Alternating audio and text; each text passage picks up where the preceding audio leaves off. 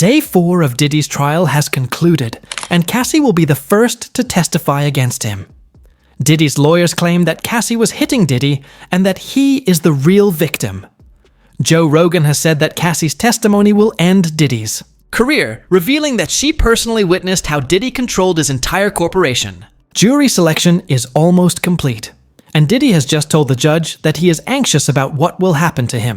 Selection is officially underway in the sex-trafficking trial of Sean Diddy Combs. Chloe Melas was in federal court today, and Chloe, no jurors selected, but a pretty revealing start to the 8-week trial. Lester, that's right. It was an illuminating first day of court. Combs entered the courtroom wearing a crew neck sweater and a white button-down shirt. He had some gray in his hair and in his goatee. And at one point, he told the judge that he needed to use the bathroom and that he was feeling a little bit nervous. Now, also, several celebrities were named today, although they haven't been accused of any wrongdoing. They might be mentioned during the course of the trial. Their names are Michael B. Jordan, Mike Myers, Kanye West, and his former girlfriend, Cassie Ventura, who has accused him of years of physical and emotional abuse. And she is expected to testify during the trial. Now, Combs has vehemently denied all of the allegations against him. I also want to point out that celebrity attorney Mark Garagos, he was present in the courtroom. His daughter is Tenny Garagos, one of the lead attorneys for Combs throughout this trial. Now, a source telling NBC News that he hasn't joined the team, but he is advising on jury selection. According to court documents, Cassie will be questioned. However, Diddy's legal team claims that physical violence occurred on both sides, and that he is the actual victim in this case. Mark Agnifilo, Diddy's lawyer, stated that Cassie Ventura was a powerful woman who wouldn't have been coerced into sex by Combs. However, the court disagreed, noting that even strong, women can be coerced. All right, now let's get into what's going on with this Diddy trial, because there are some new things coming out as they're in the courtroom. And one thing that Diddy's defense team is leaning in on is saying that, yes, Diddy was abusive toward his ex Cassie, but they're also saying that she was no angel and allegedly got violent with him as well. It's day 4 of the Diddy trial, and the prosecutor and Diddy's attorney had a very interesting exchange with the judge. It kicked off with Johnson telling the judge that the victim, one who they believe is Cassie, will not be cross-examined about certain medical issues.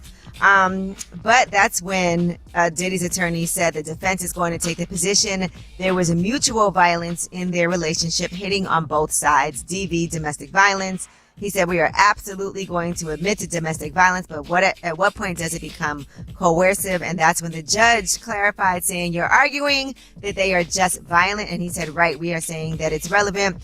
They also said they're submitting a letter to the court on the topic, and they're going to offer 2 cell phone videos and the corrected CNN footage of that infamous tape where you saw Diddy beating Cassie up at the Intercontinental Hotel in LA. If you recall, Diddy's team have been saying that tape was doctored. There was more to it. And so I guess they have the full video they are claiming that they're planning to bring up in court. So we'll see what Diddy's team is now claiming is absurd. Diddy issued an apology immediately after the video of him attacking Cassie was made public, accepting full responsibility for what happened. Cassie did not resist Diddy in the video, which is evident to everyone. Diddy attacked her and forced her back into the room, despite her attempts to escape. After watching the footage, it's outrageous to suggest that Diddy was the victim. When I looked at that thing, to be honest, I thought that the people who was watching it, because you know at those hotels, they have security personnel that watch that stuff. And if they didn't call the police, they should be in jail. I don't care what nobody say. You know, whoever watched that tape and didn't submit that to the authorities, they should be brought up on charges. Why do you think the video is barely coming out right now? Because you got a lot of people, you know, that's wondering why it took so long. First of all, they know that Puff probably paid the security personnel because he knew it was on camera. When he made it to the hallway, when she made it to that phone, once that phone picked up, that's going straight to security. That's for emergency purposes only. So either the concierge or somebody that's handling emergency type situations when she picked up that phone. So now Puff probably had somebody pay them off. 9 times out of 10, he had somebody pay them off, bruh. It's so difficult to reflect on the darkest times in your life. Sometimes you gotta do that. I was fucked up. I mean, I hit rock bottom, but I made no excuses. My behavior on that video is inexcusable. I take full responsibility for my actions in that video. I'm disgusted. I was disgusted then when I did it, I'm disgusted now. I went and I sought out professional help. I had to go into therapy, and go into rehab. I had to ask God for His mercy and grace.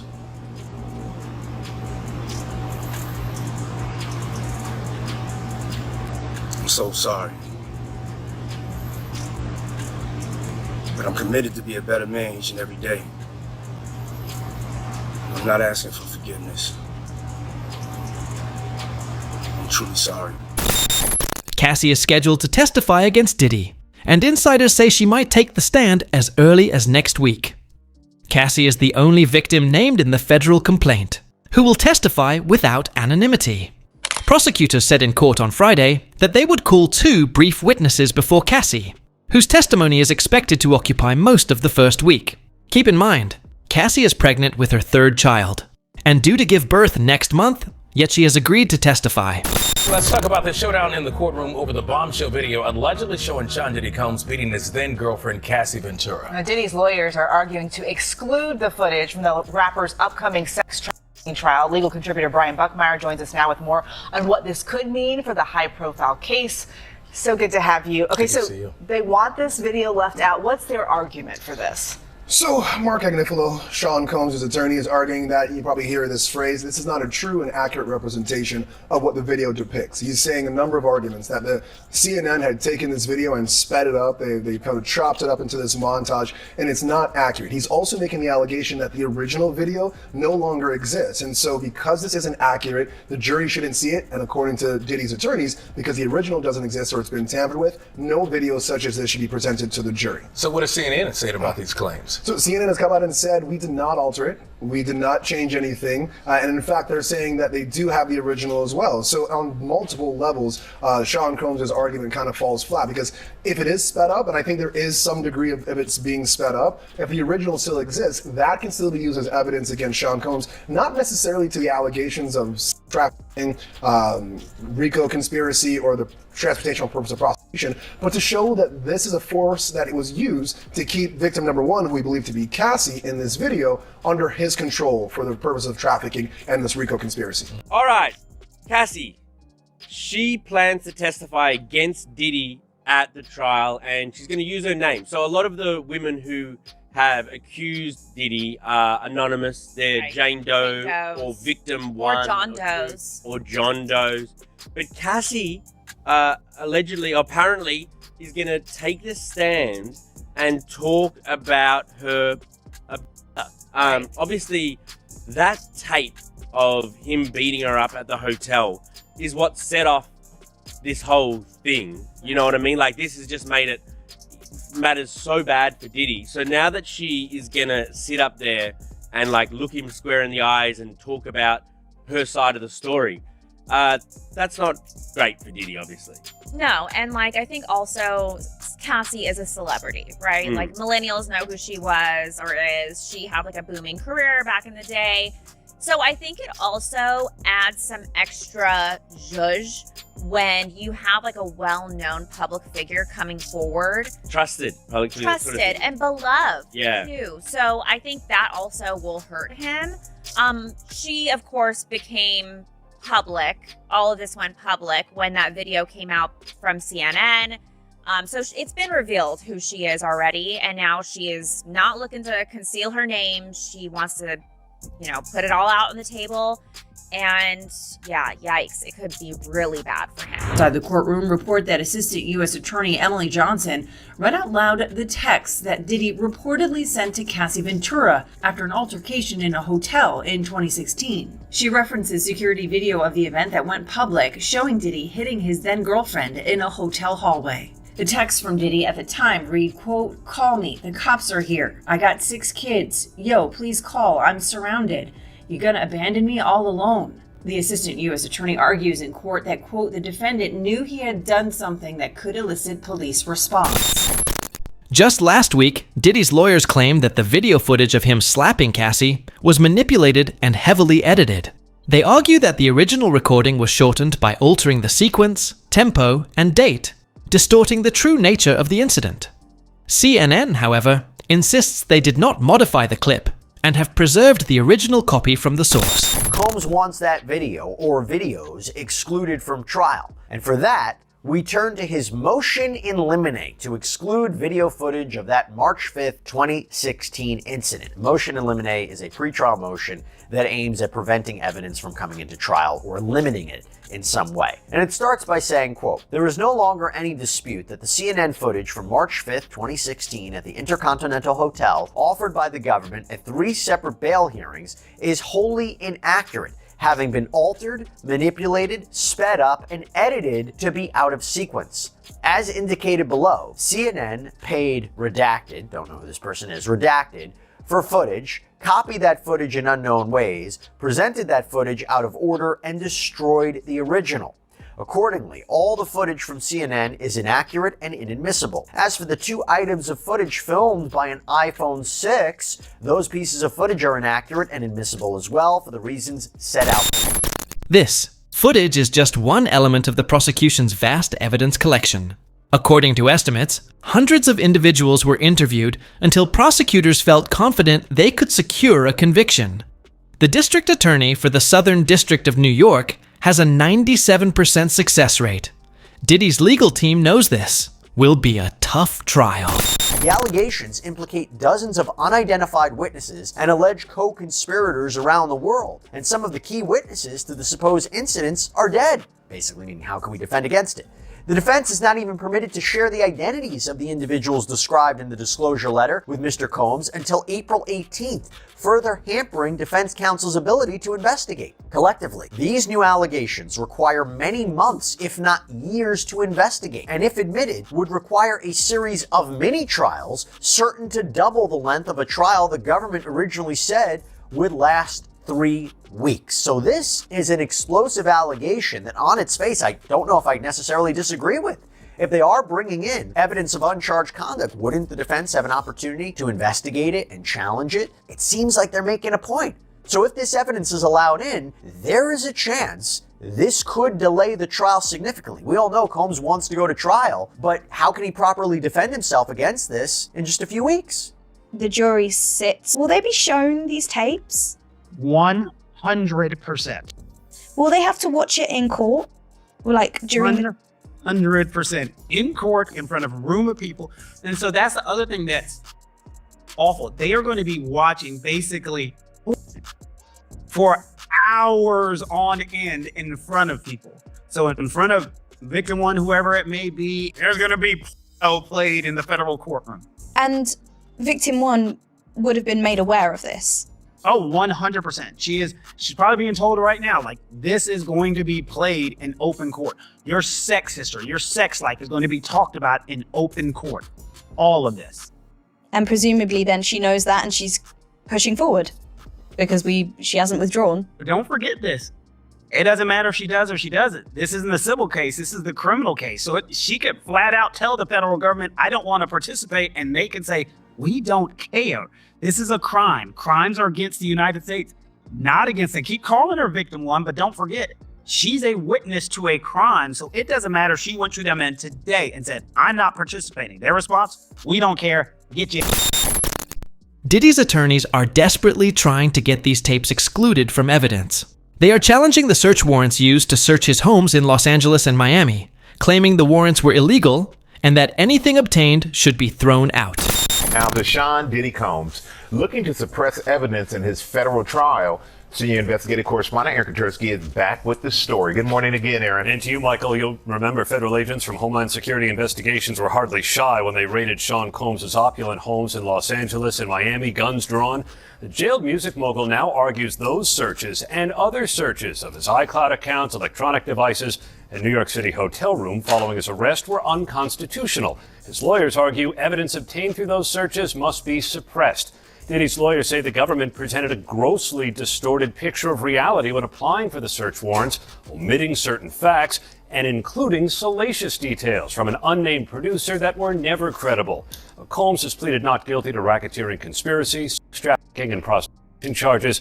The defense is also arguing here his ex-girlfriend, Cassie Ventura, was a willing participant in drug-fueled sex performances called freak-offs, not coerced as prosecutors allege. This latest challenge to his case comes 3 months before trial, and as Combs loses one of his attorneys, Anthony Rico says under no circumstances can he continue to represent Combs. He offered no details about that decision, Robin. Okay. All right, thanks to you, Aaron. Jury selection is nearly complete, and jurors have indicated they are willing to view Diddy's freak-off recordings. Diddy maintains that the acts shown in the tapes were entirely consensual and that he harmed no one.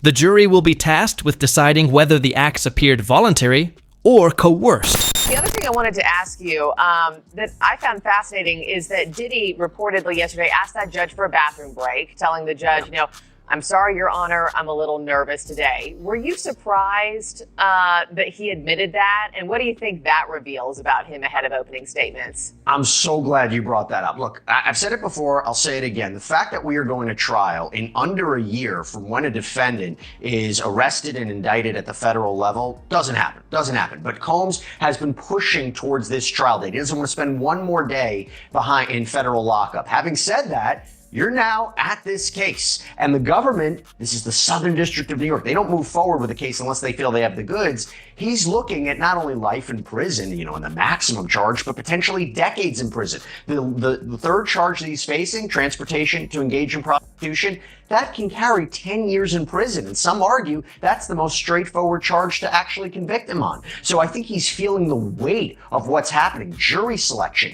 a panel of his peers coming in to decide his fate. It is real right now for him. Of course, they're all going to know who Sean Combs is, but they're going to need to find jurors who, despite the fact that they are familiar with Diddy, they still can be fair. Prosecutors say Combs turned his significant business interests into a criminal enterprise to plan elaborate sex parties, including drug-fueled marathons where women were coerced into sex and then threatened if they didn't keep quiet. The jury pool filling out a 17-page questionnaire, answering questions about their impartiality amid warnings the evidence is graphic and sexually explicit. The judge has drilled down on some of those questions that they answered in the questionnaire to see whether or not they had any issues to serving in this trial. Joe Rogan has referenced Diddy multiple times on his show, and the allegations he's heard align with what others have said about Diddy and Cassie's claims. Diddy allegedly hired professionals to have sex with Cassie, while also pimping her out to other men. According to Joe Rogan, Diddy's corruption stemmed from his massive wealth and power. There's so many horrific accusations involving young singers, young children. Yeah, it's disgusting. It's insane. He makes R. Kelly look like a decent guy. Yeah. It's so crazy. It is crazy. And meanwhile, the guy was hanging out with Oprah, hanging out with Obama. Jay-Z, everybody. I'm sure the Clintons were there at some point. Maybe Bill. I mean, everybody hung with Diddy. That's the other tricky thing. Diddy hung out with everybody. And I've spoken to a bunch of people who are like, yo, great dude, always there for you, never asked for a single thing. Till 1 a.m. And then freak off. Everybody says, get out of the house. Yeah. It's like the gremlins start eating after midnight. Everybody who tells the story is I saw I go upstairs and these dudes are fucking right on the couch. Yeah. And then I go in this room and these guys are fucking. And it's and pros. Apparently he was getting male gigolos to fuck girls.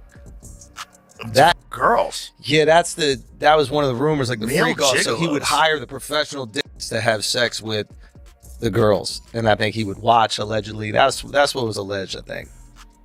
Yeah, there's a lot of crazy stuff going on, and that's the other thing. Like, I wonder, like, is that just a power thing? It's a Caligula thing. What does that mean? Caligula, like the emperor. Did you ever see that movie, Caligula? No. It's about just Roman empires being completely out of control. Caligula was like almost like porn, and it was a movie made, I want to say, in the 70s. It's a crazy movie, but it's just detailing extreme excess where you can never fill the hole. But what is the hole you need to fill? Like, I'm trying to find, like, what's the just catalyst? chaos. What year was this? 79. Yeah. That's Malcolm McDowell, right? Yeah.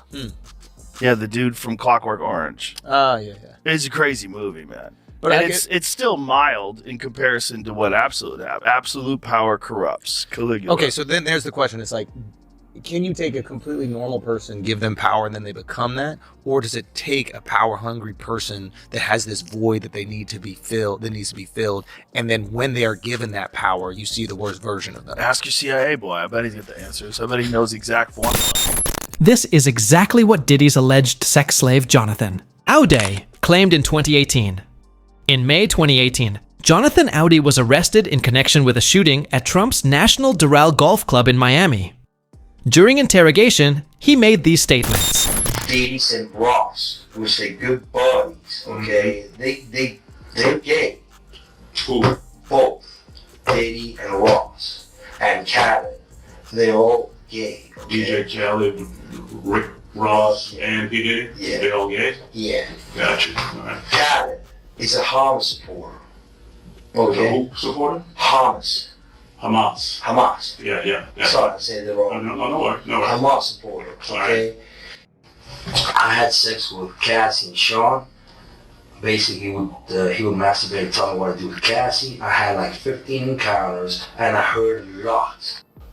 Hidden in plain sight. It's in I think I see what you're saying. Okay, how do I know this? Yeah, that's what I want to know. How do you know this? Do you know Sean Combs?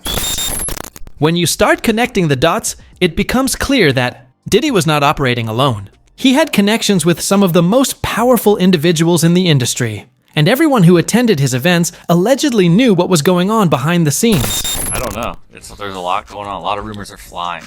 The rumors are that Diddy was running some kind of Epstein type deal where he was filming everybody, right? That's the rumors. Yeah, I don't know that there's any proof or anything other than that.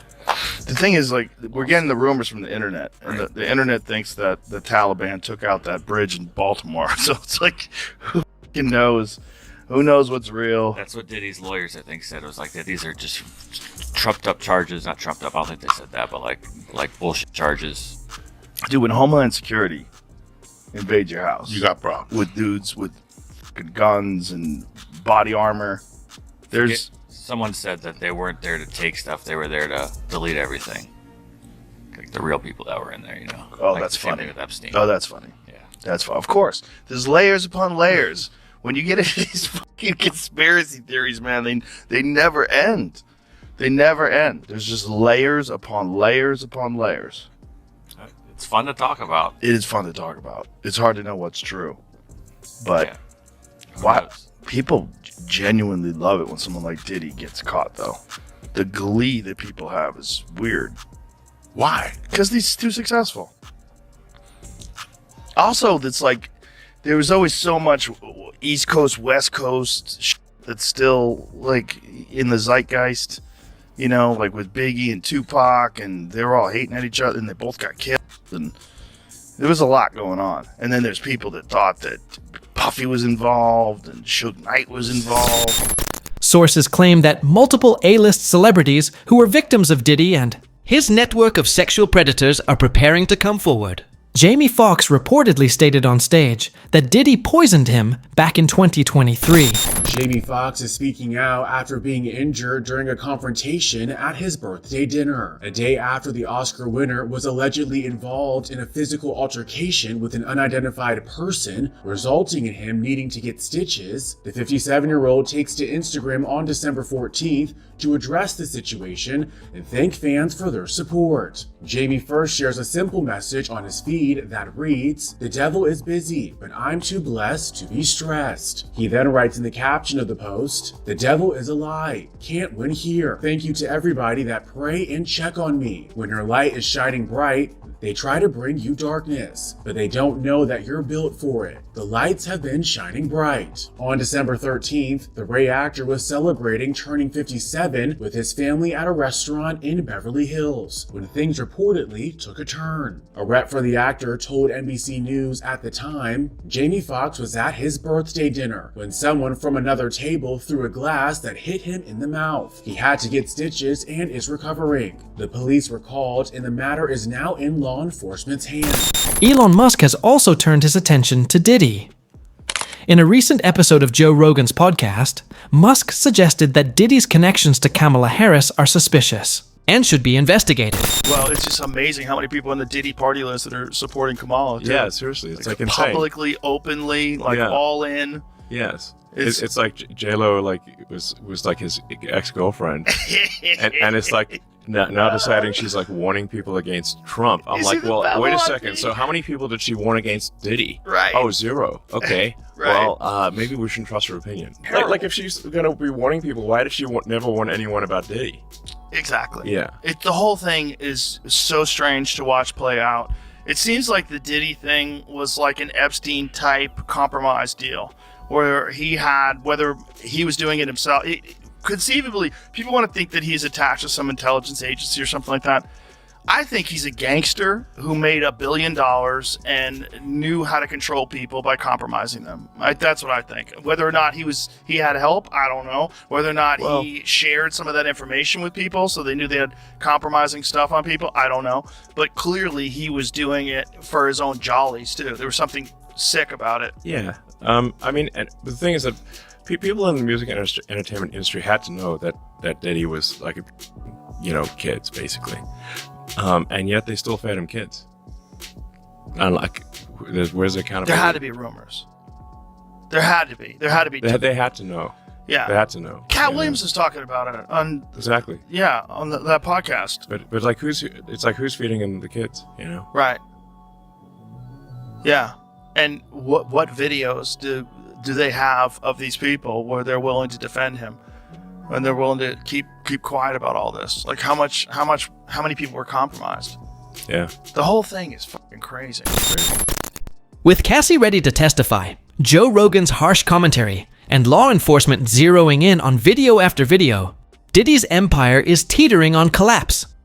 Stay tuned, because once opening statements begin next week, every secret, witness, and freak-off tape will be revealed. So what do you think? Drop your thoughts in the comments section below. And if you don't want to miss out on the hottest celebrity news, make sure to subscribe to Daily Finder.